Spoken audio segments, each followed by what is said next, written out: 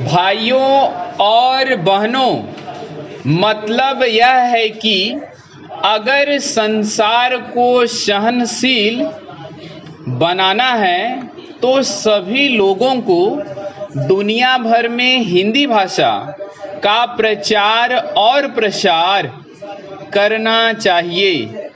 ज़्यादातर व्यापार के लिए कच्चा माल तो किसान ही पैदा करता है, फिर किसान के लिए कृषि अनुसंधान के क्षेत्र में दुनिया भर में कटौती क्यों की जा रही है। कटौती करनी है तो बहुत से और क्षेत्र भी हैं। अमीर देश सन 1990 में खेतीबाड़ी को आगे बढ़ाने के लिए जो सहायता दे रहे थे वह थी 12 अरब डॉलर, और 10 साल बाद 2000 में 2 अरब डॉलर की कटौती कर दी और यह 10 अरब डॉलर रह गई। तो पूरी दुनिया को खेती बाड़ी से जोड़ने की ज़रूरत है, तभी ये दुनिया आपस में लड़ना बंद करेगी। मेरा बस चले तो मैं तो हिमालय की सबसे ऊंची चोटी सगरमाथा, जिसे दुनिया एवरेस्ट कहती है, पर चढ़ूं और पूरे जोर से आवाज़ लगाऊं कि ऐ धरती के वासियों, बंदूक छोड़ो और हल उठाओ। नहीं तो आप ही सोचो कि 20 साल बाद 2020 में जब दुनिया की आबादी अरब हो जाएगी तो सबको खिलाने लायक खाद्यान्न कैसे उपलब्ध होगा। अगर समय चीन को भी बाहर से गेहूं मंगाना पड़ेगा।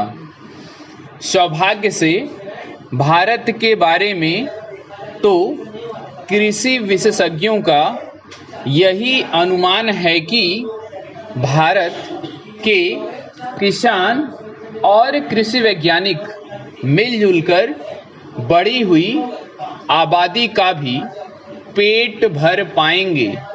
आज हमारे अन्न भंडार में 3.5 करोड़ टन से ज़्यादा अनाज भरा है। रबी की फसल आने के बाद यह बढ़कर 5 करोड़ टन तक जा सकता है। रखने की जगह नहीं है, इसलिए समाज कल्याण के कामों में लगाने और विविध रूपों में निर्यात करने के अवसर बढ़ रहे हैं।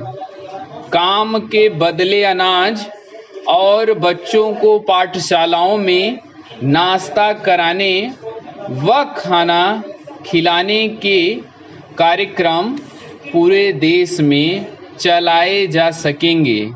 यह एक तरह से दूसरी कृषि क्रांति का ही नतीजा है कि हम 101 करोड़ से ज़्यादा आबादी को अपने खेतों में उपजाई फसल से ही खाद्यान्न उपलब्ध करा रहे हैं। खाने वाले तेल की कुछ वर्ष पहले कमी हुई थी। हमने पुरजोर कोशिश की।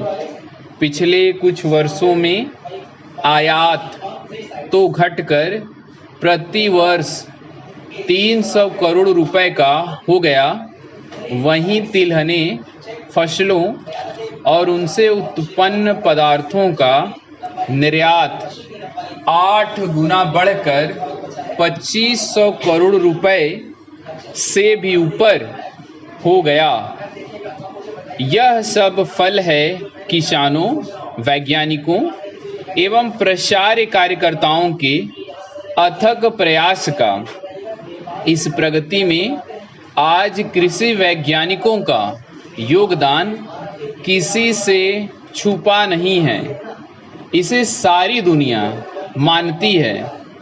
जहाँ भी भूख है वहाँ लोग भारत की मिसाल देते हैं कि देखो, इस महान देश ने भूख की चुनौती का किस तरह डटकर सामना किया है। आज जब निर्यात के अवसर खुले हैं, विश्व का परिवेश बदल रहा है, सारी दुनिया के बाजार खुल गए हैं। सौभाग्य से दुनिया में शाकाहार भी बढ़ रहा है। इस समय हमारे विविध व्यंजनों को विश्व बाजार में प्रचलित करने के बड़े मौके हैं।